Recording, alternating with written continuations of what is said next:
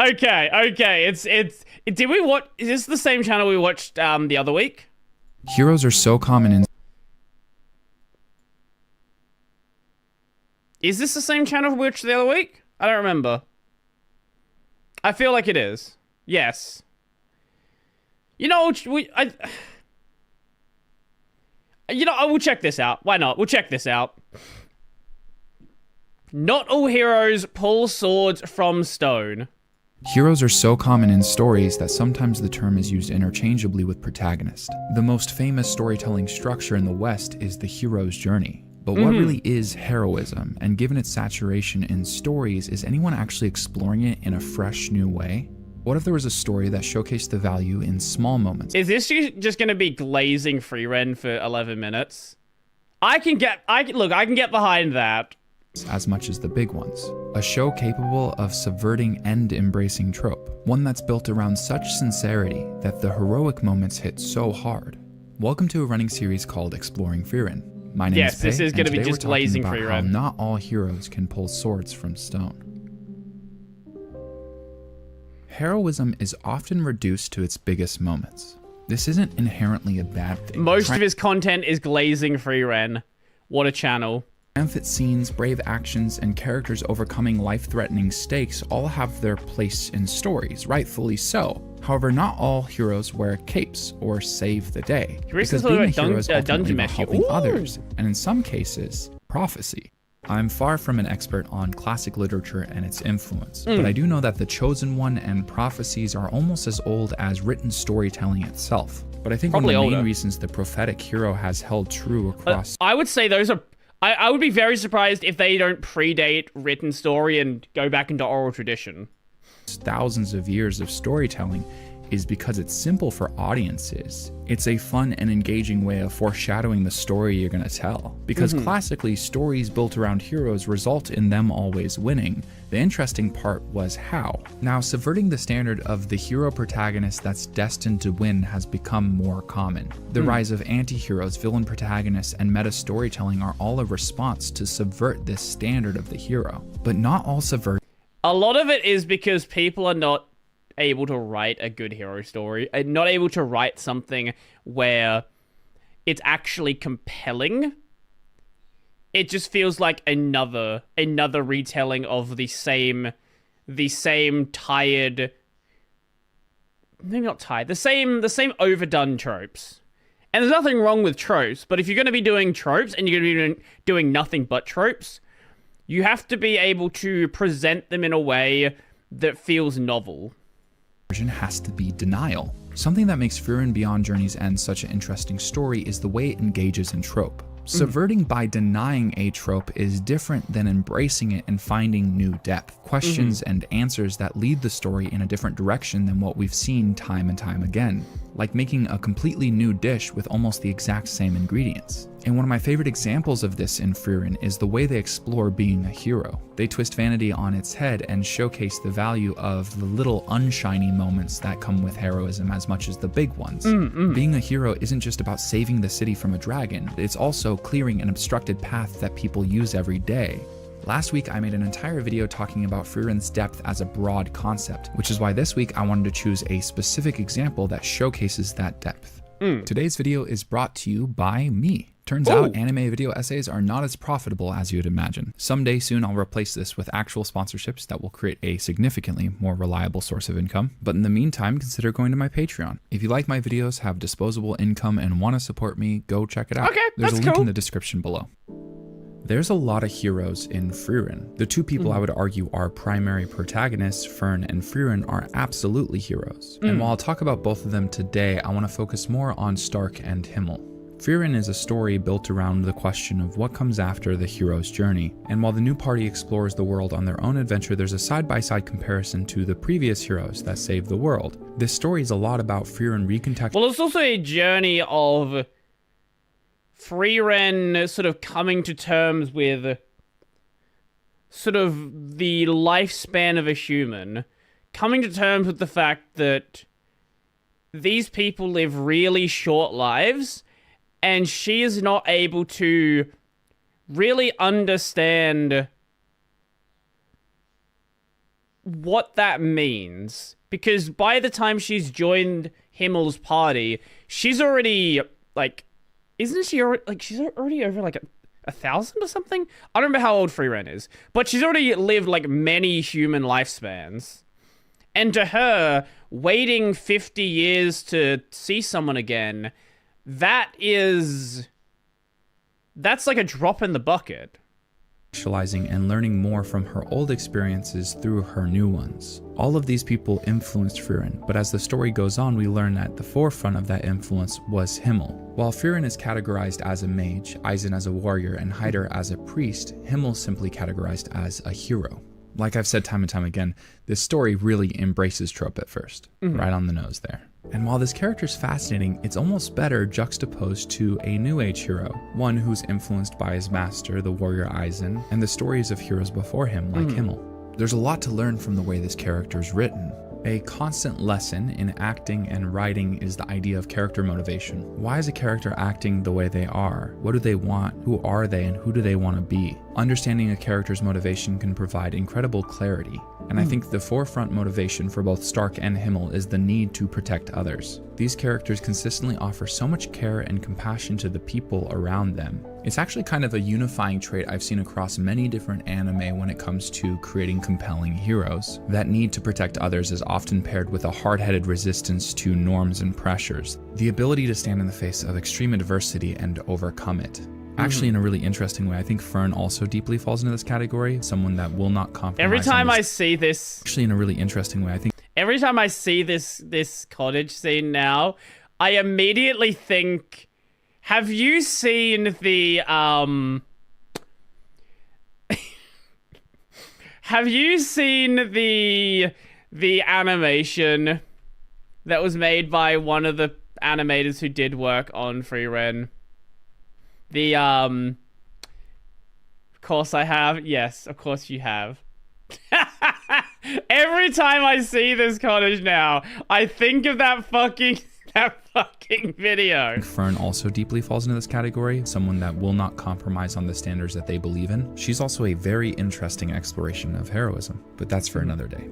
There's actually a lot of really interesting interconnected traits between different cast members while all maintaining distinct personality. Frieren and Frieren maintain unique characteristics while also having very similar motivation. Obviously, I also feel that way about Stark and Himmel. All of these traits and actions are incredibly endearing because that's a huge part of storytelling, is being invested in the story that's being told. The most common way that writers do this is by making it easy to root for the characters. Consuming a story requires a certain level of investment, time, attention, energy, money. Writers are constantly fighting to keep their audiences engaged. And the pairing of a likable, endearing cast with a unique set of personalities creates for a very interesting network of character relationships and story development. A cool example of this that also ties back into what I was talking about earlier and the idea that heroism is about small moments as well as large is this scene where a merchant is on a road that's blocked. And when Stark asks why they're clearing the road instead of using magic to traverse it, we find out that Frieren correctly argues that doesn't do anything to help all the people who will use this road after them. Stark has an inclination towards the grandiose. But in reality, one of the most practical lessons in this story to the real world is that small things add up. It's actually a big reoccurring theme when they explore and discuss what it means to be a hero. Something that's really interesting about Himmel's characters throughout the story, they explore the idea of sustainable impact. Whether or not it's in finding joy in being an adventurer or understanding. Right, yeah, Himmel.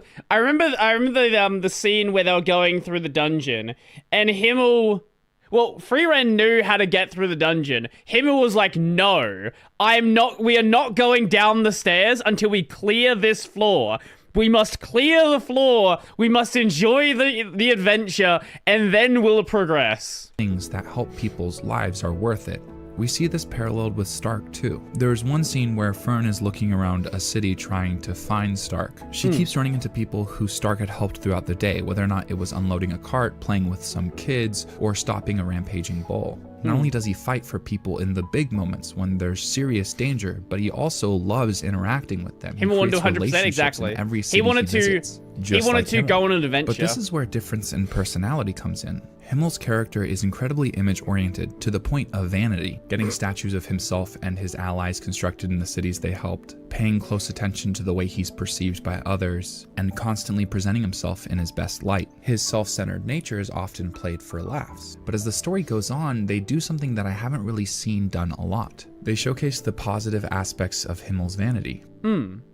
In a minute, I'll go into more detail exploring that specific idea, but before that, I'd like to finish my point. Frieren explores the trope of heroism by first embracing it, and then second, offering a plethora of depth. It has a wide, remarkable ensemble cast with both protagonists and side characters that represent different aspects of what it means to be a hero. They have this interconnected network of characters that have similar motivations, but then offer unique personality. Brandon Sanderson argues to go deeper, not wider. It's the third rule of his magic systems, but Frieren goes deeper by going wider, which actually I think runs in conjunction with what Brandon Sanderson was trying to argue. Approach one idea from a multitude of different directions. Himmel and Stark are both champions of the people. In every town they're in, they find ways to bring joy, helping people unload carts or finding time to play with the children. Things. And while they were similar, Himmel was incredibly image-oriented and Stark is incredibly unaware, which leads us back to the point I wanted to talk about before, the way they handle Himmel's vanity. I've always seen someone pushing to make a statue of themselves as a very vain act. It's actually so common it's become a cliche. How often are... I think Stark is what really completes the cast. Before he came along, we basically just had 2 Frierens.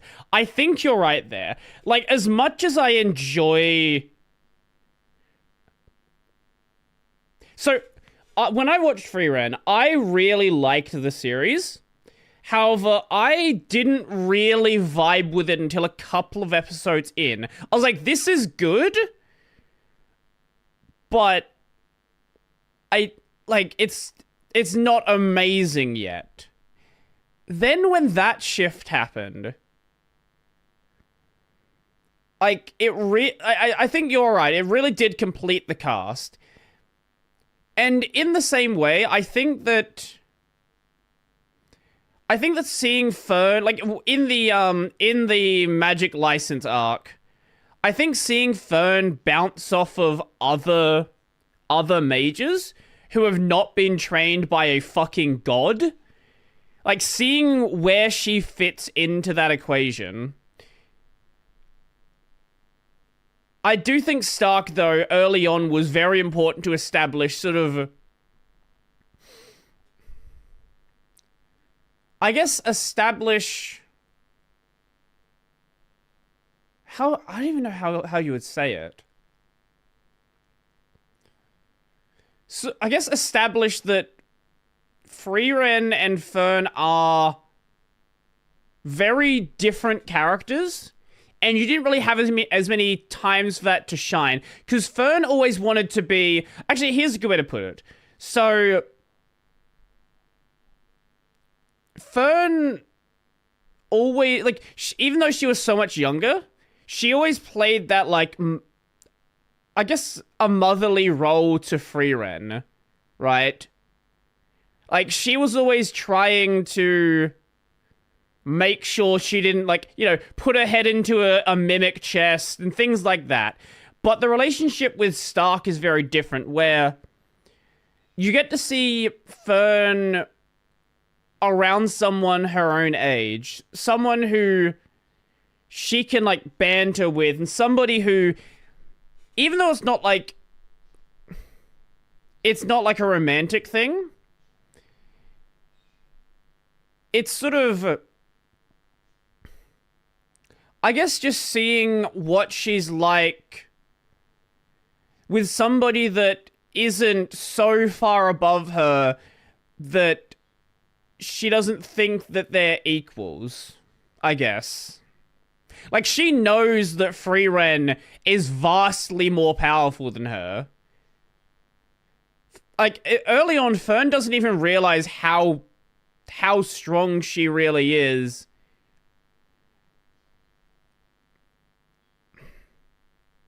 Can you imagine the future where Frieren watches them have kids? Oh, I've seen plenty of art of that. Don't you worry about that. Villains thwarted while they're in the middle of building a statue of themselves. But in Frieren, not only do they re-explore this idea of statues and vanity, it actually runs in conjunction with the central theme. Growing up, there was this perception, especially by my oldest brother, that I was attention-seeking. I believe I was very comfortable with or without attention. And to be fair, I think that disregard did indicate attention seeking, but I don't think that was often my intention. And as I grew up and this narrative that I was drawn towards attention became more normal, I questioned whether or not that was accurate. It didn't feel true to who I am. I have plenty of shortcomings and unhealthy habits, but attention seeking never felt like a big motivator for me. As people held on to that idea, I became more sensitive to what people could see as attention seeking. With people misunderstanding my motivations, I started to build resentment towards anything that could be attention seeking. I projected my own experience and started to villainize vanity. I rarely look at it from an outside perspective, paying attention to the good and bad. The reason I bring this up is because I've always looked at vain characters through a more critical lens, but that's what makes me love Himmel's character so much, the way it's challenged my own preconceptions, showcasing that heroism doesn't always come in the places you'd expect. When I started writing this video, I was concerned about how I would make it engaging. It feels like the heroes and stories are never the interesting parts, but that's the thing about heroes in Frieren. There's so many interesting parts. So what about the main hook of this video? A hero who can't pull a sword from stone. The inclusion of a sword, stone, and prophecy feels like exactly what I was talking about in embracing trope. But ultimately, I think what makes the writing good isn't so much what they included, but more Himmel wasn't... The swords are actually a really important one. Himmel wasn't made a hero. Himmel became a hero. Like so many stories you see, you pulled the sword from the stone and now you're a hero. That's not what Himmel was. Himmel became a hero through his actions. He became someone who people could rely on purely through his own ability to firstly help people, but understand what they needed. Of a sword, stone, and prophecy feels like exactly what I was talking about in embracing trope. But ultimately, I think what makes the writing good... Or the hero comes from a demonic bloodline. Yes, there's not everything... Look, Frieren is a classic take on... Or a modern take on the classic hero's journey, right? Of course you have a lot of anime made for toonies. Look.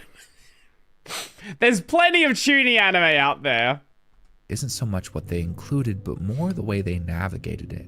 A quick spoiler warning for Season 1 of Frieren, but I won't be going over anything too crazy. The very first scene in Frieren is fulfilling the hero's journey, returning back home to a celebration after defeating the Demon King, ushering in an era of peace. This sets up a reveal later in the story really well. When Frieren's new party revisits the location of the hero's sword, where supposedly Himmel had pulled it from the stone and gone on to slay the Demon King, there's a reveal. It turns out he couldn't. It's a sword that he's carried a replica of on his hip his entire journey, which was gifted to him from a merchant after an act of heroism. He said, if I kill the Demon King with the replica, then what does it matter anyway? What's so wrong with a fake hero? There's this assumption when you're younger and growing up that adults have something figured out.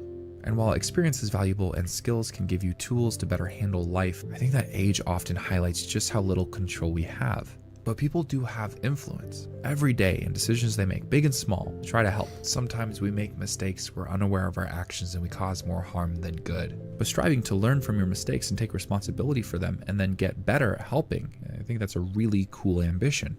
So seeing behind the curtain of the perfect hero, realizing he's very flawed is really fun. Himmel's character finds a way of being incredibly image-oriented and very authentic. All while I think Himmel is one of the best classic hero characters.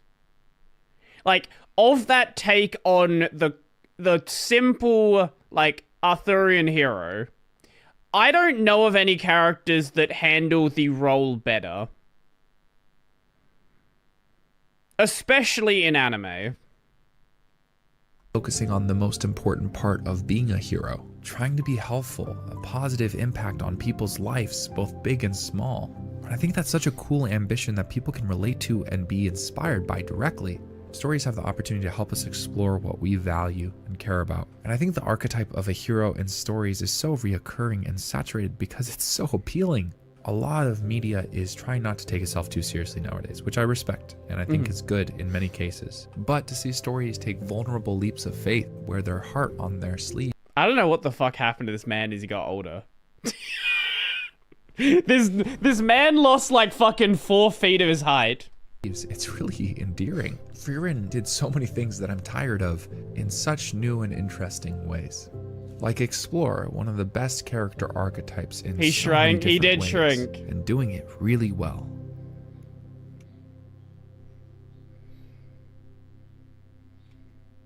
I love this channel. I fucking love this channel.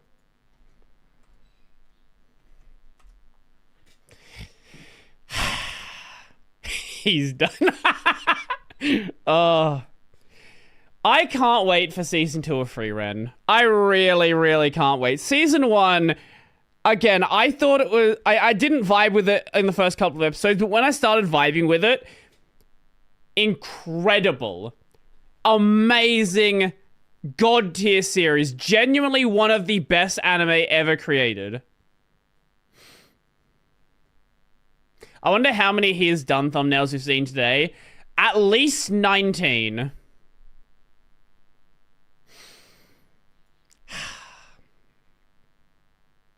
That was really good. That was really, really good. I don't even know how to follow that one up. I really don't know how to follow that one up.